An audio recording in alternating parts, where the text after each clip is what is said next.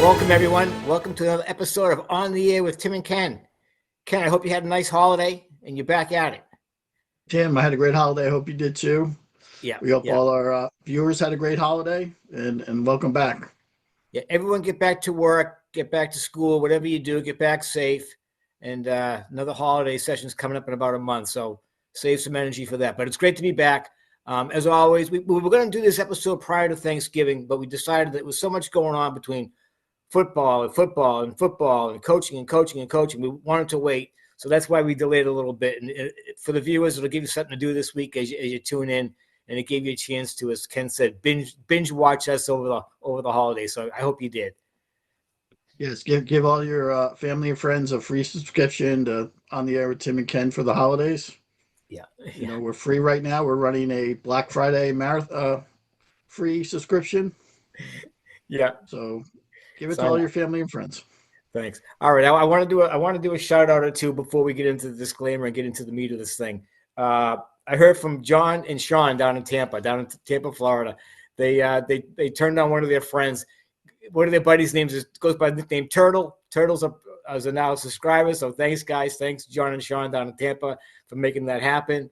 Also, a lady up here in New England, a big sports fan, a lovely lady. Her name, she goes by Mrs. C. And she used to be a season ticket holder for the Patriots for many years. Avid golfer, bowler, very active lady. I hope she's doing well. I know she's supporting us, so I'm glad she's out there. And I just wanted to say hello to her. Ken, who do you want to? Who do you have? Well, look, I talked to Steve from Boston today. He just moved back from California back in June. We got a little conversation about cable and streaming. He grew up at cable. He's now into streaming, but he's made it work with free streaming. So, he's not even right now paying for the Netflixes of the world or the Amazons of the world. He's kind of made do with the free streaming that's out there. You deal with the commercials, but, so far he's made it work that way. And I hear we have an update on the Bangor, Maine Marathon champion. We do. We got an update on, if you remember, back in the springtime, we did a little story on the Bangor, Maine marathon, and the gentleman Dan from Boston. He's a healthcare provider, and he won the Bangor, Maine marathon. I think it was a very cold day up there. It usually is in April and May, but he won the marathon. But more importantly, now going ahead, he's qualified for the Berlin Marathon in the fall of 2026. So he's going big time. He's going international. That's like the best news. It's great. It's exciting to hear that someone that started in Bangor, Maine, did well there, stayed at it. Now he's going to go to Berlin, and we'll see where he goes from there. So congratulations, Dan. That's fantastic. Yeah, congrats. That's an amazing accomplishment. That's great. And getting back to Stephen from California. Stephen, California, you're always ahead of us on technology. I'm not really a technology guy, but as long as you brought back some good weather, that's really what I care about. So glad to have you back on the East Coast. All right, we got to get going here, Ken. We got a lot. We got a lot to do. All right, so we're gonna go through about 5 or 10 what we call quick hits. We're going to walk through quite a bit really quick, and then the main thing we're going to get into, which is going to be driving me crazy in about 15 minutes. Is the LSU situation and the Ole Miss coaching situation. We'll save that for about 10 or 15 minutes out. But let's get started and get this thing going. All right, Ken. First up, I had on our list, we were going to talk about UNC and Coach Bill Belichick. 4-8 season. 4-8. Yep, 4-8. Obviously not the record I think anybody down there expected. They got blown out in their rivalry game against NC State.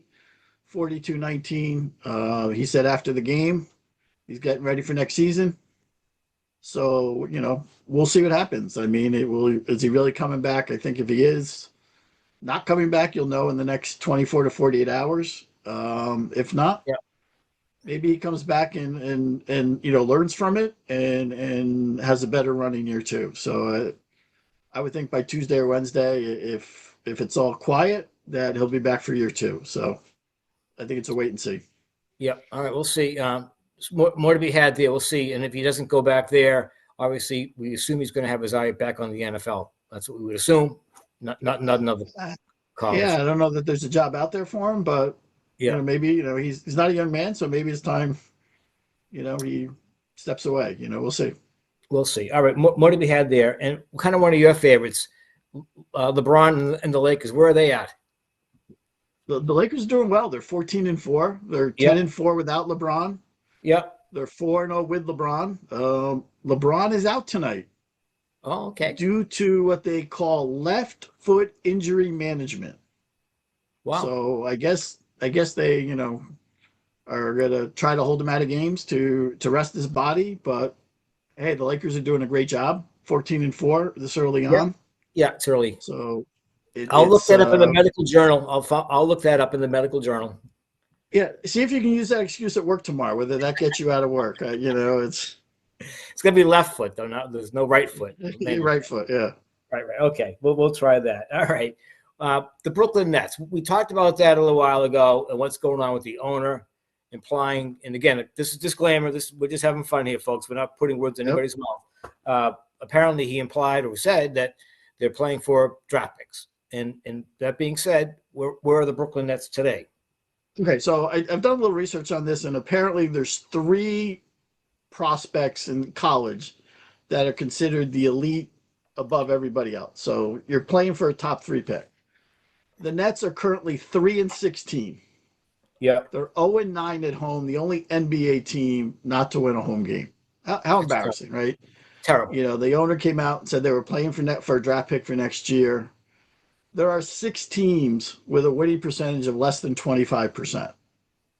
So you got a team at 2-16, 1 at 3-17, 1 at 4-16, and 2 at 5-15. So you got 6 out of the 30 teams that have won less than 25% of their games. And we've estimated, based on information available, that each team's going to get about $475 million of revenue this year.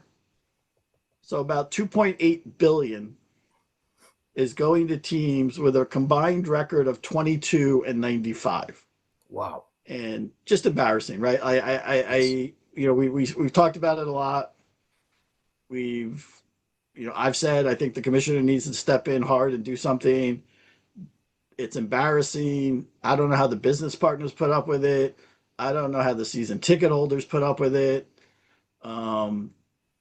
It's really, I don't want to hear any more about the integrity of the sport, that they care about the integrity of the sport when you have an owner openly come out and say he's playing for a draft pick. So this is what, this is where they are. And you've got about 6 teams fighting for 3 guys right now. Yeah. Let's take a look at one of the next for the upcoming episode. How many fans do they get? I mean, they probably sold out the seasons, but let's see how many fans are really showing up, or what they're selling, what the tickets are selling for on one of those. We'll take a look at that. Yeah. Yeah. See what and see what they're saying locally, what the fan base is saying locally about that. I mean, like you said, 0-9 at home. 0-9 at home. That's not acceptable. And the Brooklyn Nets, who had 5 picks in May, drafted 5 guards. Right? Like, man, it's not acceptable. And the money in any of it. We're going to get into bigger money tonight on some of this crazy stuff. Goes on and on. Yep. All right, we got to keep marching forward here. We'll come back to that sad story there. Okay, the NCAA, they came out. They reversed their position on student gambling. First, they were okay with it. Then they weren't okay with it. I don't think there was a policy. They were okay with it. They had put in a provision that student athletes could gamble on professional sporting events. And now with all the gambling that's come out, we've talked about the last couple episodes, they have now reversed course after much pushback by some of the administrations, college administrations. I mean, this is a no-brainer. I think, when you were allowing them to gamble and then giving them NIL money, I mean, you were just setting yourself up for, more trouble or more accusations, true or not true. So I think it's a wise decision by the NCAA. Yeah, I was surprised when they first made the decision that they were in support. I wouldn't say in support of it, but they came out in support of it, that it was going to be okay. I would have thought they would have had no comment on it and just said, we haven't commented on that, and let things go a little bit and then come up with a clear policy. But no, they said, no, we're fine with it. And then a week and a half later, we better not encourage that. I don't get it. Yeah, I mean, you had 4 or 5 gambling issues, that we covered in the last few episodes. and a couple of them did involve college athletes. Yeah. And you and I talk, right? We both I worked in businesses, and when you deal with people that only have book smart and not street smarts, you get decisions like this that say, well, we don't see a problem with it, right? But you know, it doesn't take much. We were all in college. It doesn't take much to figure out what you do if you give a college athlete money and the Right. right to gamble, and it only takes one or two to screw it up for everybody else. Sure. So Look their own life. And then like, yeah, we talked about this a little bit, is that you get these athletes at this level, phenomenal athletes, and they're going to know people in these professional sports. They were playing with them the previous year. They yeah, know them well. Hey, what's going on over there? Well, so and so got hurt. Oh, really? Oh, thank you. And yeah, all of that. They're only it's that simple. That's why it's more than just the ordinary person. And like Ken said, you're giving a young person a lot of money. They have inside information. Clearly, if they want it, one phone call away, and they can get it to their friends. You just don't want to encourage that. and it may be innocent. It may be just like Tim said. You're touching base with a buddy, and that made it in the pros, and he's like telling you, "Oh, this guy's hurt. He's Yeah, out, right?" And yeah, oh well, right, right. So Yeah. So I'm glad they did that. I want these young athletes to phenomenal, play the game, hopefully get an education, make as much money as you can, get the NIL money, get it all, grab it all, and I hope you do well with it. I hate to see you get up to a really bad start. That's because it's tough to dig out, but it happens. I hope they don't get tangled up in it. So I'm glad the NC reversed course on that. And I'm not against gambling at all. I just see this there's a right way to do it and a wrong way to do it. And just keep these young guys and young ladies out of it. Don't give them that temptation. Don't encourage it. So I heard that you came across an interesting story on what it would cost to watch all the NFL games this year using the TV and streaming services. Well, I was out of town and didn't know how to use the TV. Tried to stream the football game, couldn't get the local game. Ended up buying the NFL package. I don't know for how long, whatever. So to watch the game. So we were trying to stream the thing all weekend, frustrated. So I was thinking about how would I stream NFL all season and what would it cost me? I couldn't get a definite answer, but depending on how you bundle it, and there's a million different ways you can bundle it all, you're close to $800-900 plus to watch every NFL game. And I thought about this. Well, most people don't watch every game. You watch Sundays, you watch Thursday, you watch whatever, right? But you're not going to necessarily watch every game. At least not in its entirety, for the most part. I said, well, for unless you're gambling, unless you get, of course. But I thought about it. If there's say this, I know there's 17 regular season games. Say you watch 20 weeks. Make it simple. The math's simple. I go to my local sports bar. I get a burger and a couple of drinks, like $50, whatever. I can watch all the games there. And I get fed. And I go, boy, at what point does this streaming thing not become worth it? For that kind of money, never mind the headache. Maybe Steven's figured it out from California how to stream and do all this. I'll never figure it out, and I don't think I'm the only one. I may be in the minority, but I'm not the only one on that, figuring out how to logistically do that. It's not easy. It's not easy. So, in any event, and speaking of high costs, how about the World Cup final tickets? I didn't get mine yet. Looking at that now. Did the loan come through for the tickets yet? Right, they're still reviewing that application. So this is for the finals in New York, right?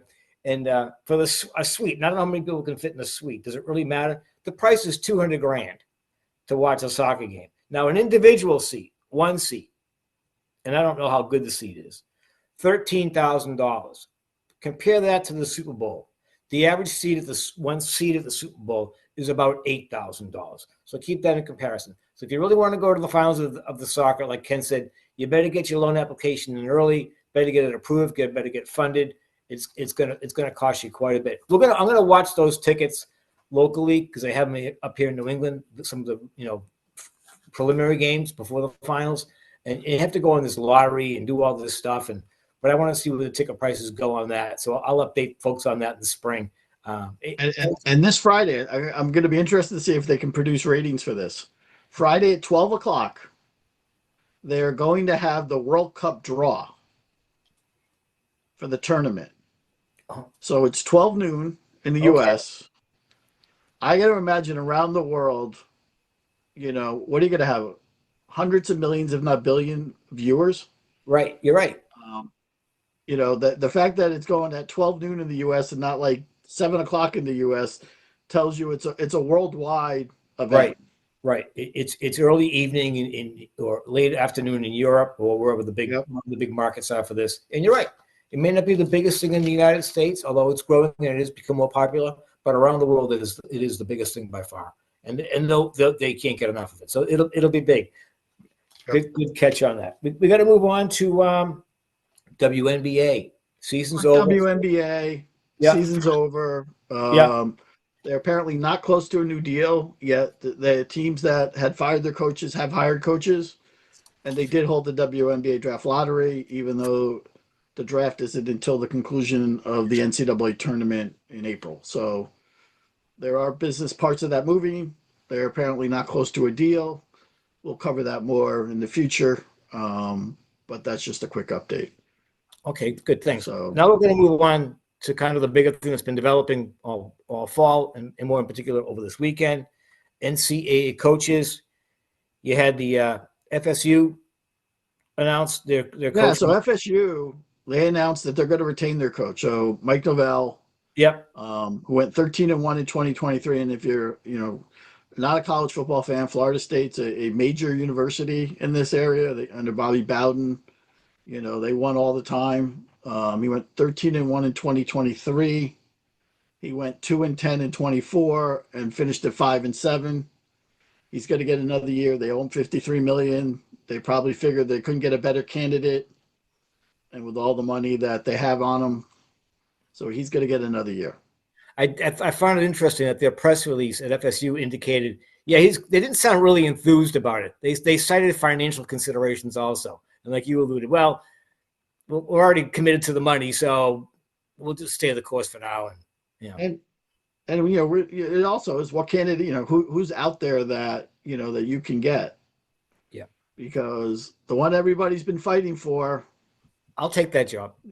The white smoke came out of the Vatican. Lane Kiffin is leaving Ole Miss to go to LSU, and this is just an incredible story on so many fronts.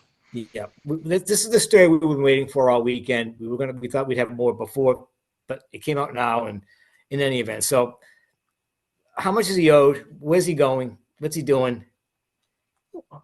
So there's so much here. So he's currently he was the head coach at Ole Miss. Yeah, ranked 7th in the country. They're all but guaranteed a spot in the 12-team NCAA tournament that's coming up. They had an 11-1 season. I think they were ranked 11-1, 7th or something. They're ranked 7th. Yeah, they're going to get an at-large bid. Yeah, really good team, right? You lose one game. There's a couple of powerhouses in there, but not saying you can't go all the way and win the title. He's chosen to leave to go to LSU, leave his team, leave the chance to win a national title.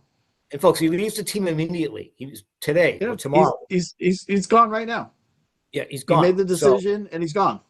Yeah, he left all the players that came to play for him, that fought all season, and he has pretty much dumped them at the altar.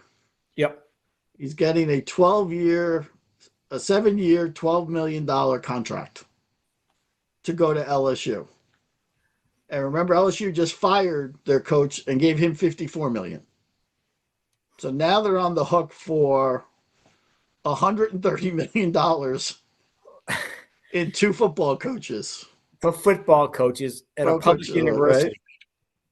And what did the governor say about that? If you remember when Brian Kelly got fired, the Louisiana governor had a slight temper tantrum. And first he went after the athletic director on the amount of the contract and the buyout.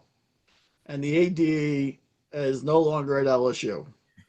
And the governor stated that his role was about fiscal effect of firing a coach under a terrible contract. So $54 million, he was upset about going to Brian Kelly. All he cares about is what the taxpayers are going to be on the hook for. He was not also happy about raising ticket prices while they have a losing season. So you went from owing 54 million to now 84 million. Where's he going to be on this? I hope he comes out publicly and tries, it doesn't hide. I know it's a holiday weekend. Right. And how's he going to defend this when 2 weeks ago he was having a temper tantrum about how obscene it was that all these college coaches got paid? And we think he's right that it's obscene that they get paid. That horse is well out of the barn. So he's got a 6-year deal with Brian Kelly, who's not there, and he's got a new 7-year deal. And what do you now with the new coach, right? How long do you think he's got a 7-year deal?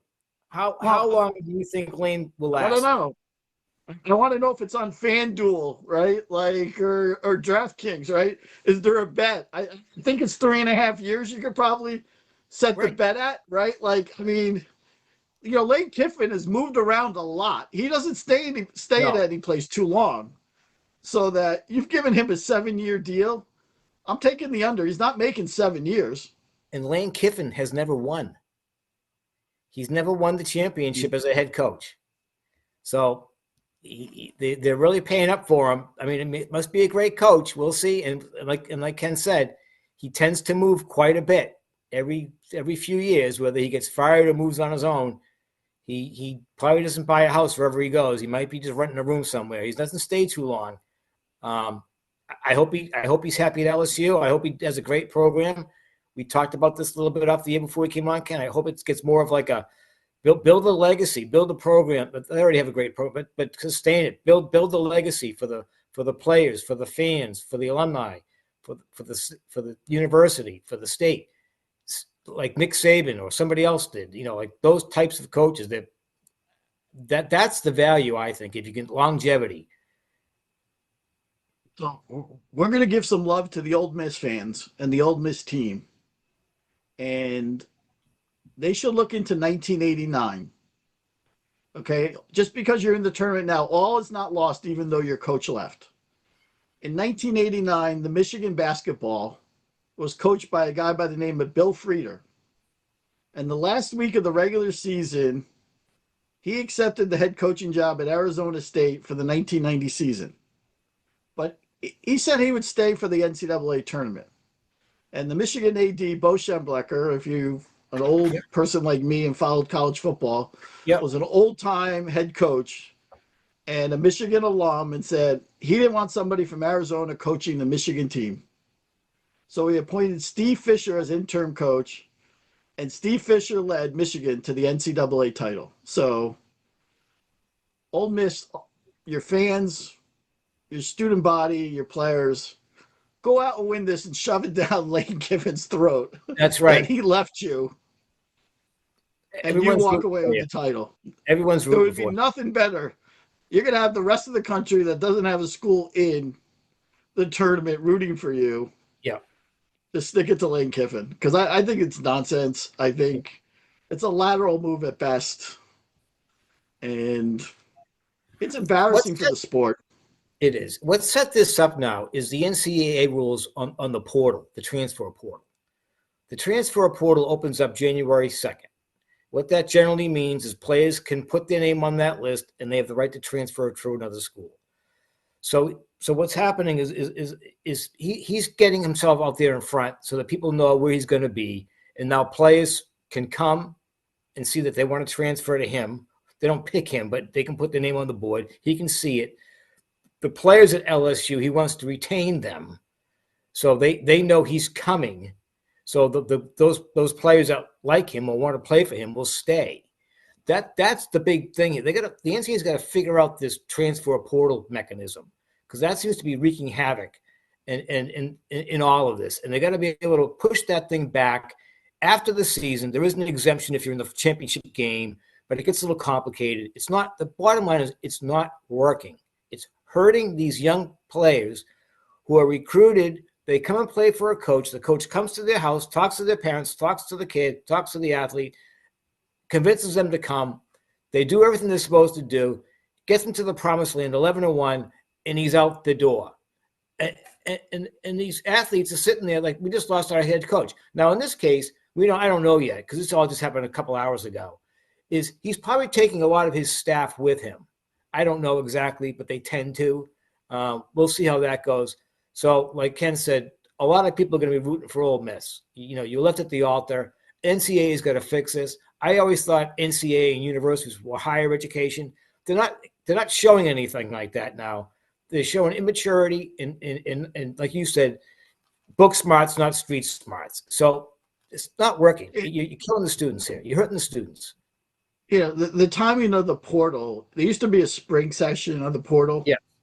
which they got rid of this past year, or for this upcoming year, and the NCAA trying to say that the portal is set up so that it closes right before classes start in January is a joke, right? Like these kids that are going to, the Ohio States, the Alabamas of the world, they're competing for national titles. They're competing for NIL money. They're looking to get NFL jobs. Yeah. Okay, yeah, they may go to classes, but they're not going to play at LSU for classes.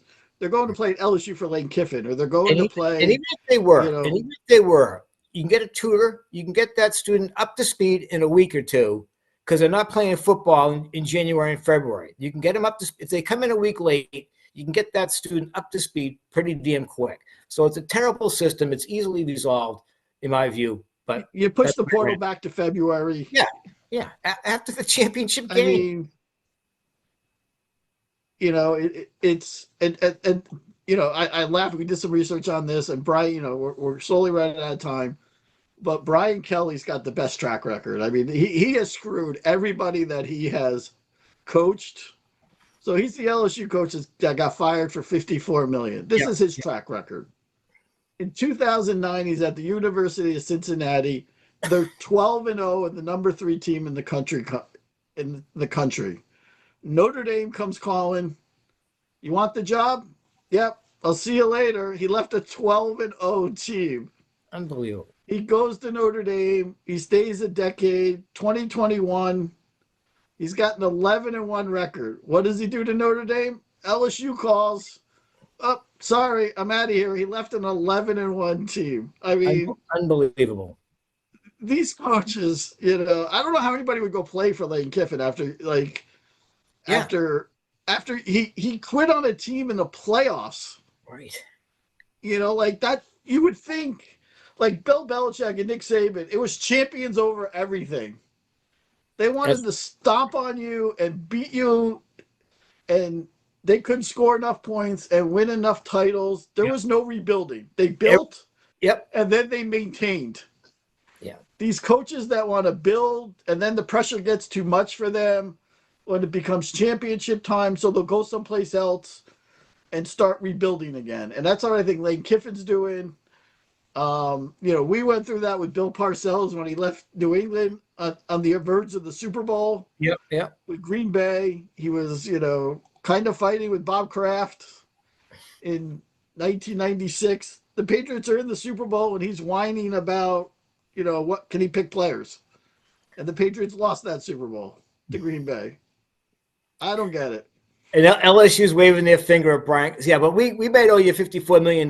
But if you get another job, we're going to offset that. That's right. And you have to look for another job. Ooh. I mean, we're sending out resumes for him. I mean, Right.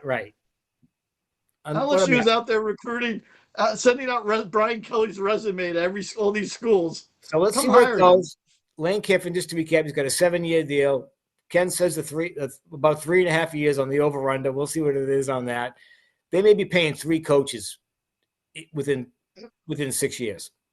He'll either quit or get fired in 3.5, 4 years. I mean, it's likely, right? Based on NFL, he'll take another run at the NFL. I mean, he's only 50 years old, and he's had a half a dozen jobs already. Yeah. So I'm sure the NFL will be calling at some point. And if things don't go well in LSU, I'll go try the NFL.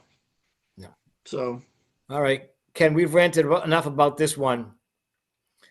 So we're slowly out of time here.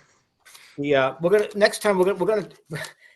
that the NFL season's coming into clear vision after the after this weekend. We're going to do a recap on the NFL. We haven't done much on it. We're going to get back to that. We're going to get into some baseball down the road, some things like that, and a lot of good other things. And we just encourage you to keep watching. And the new Savannah Bananas Baseball League. We're interested to see. They're trying to expand. They are. We're going to see how that. We're going to see how that works out. I'm not. You're not sold on it. You think it's like I'm 2 not years? sold on it. Yeah. We'll talk about expansion. I'm not. There's reasons the NBA and NFL don't expand. Every couple of years. It's there's a lot of risk there, and so. But we want to thank everybody. We hope you had a great holiday. And Tim, great seeing you again.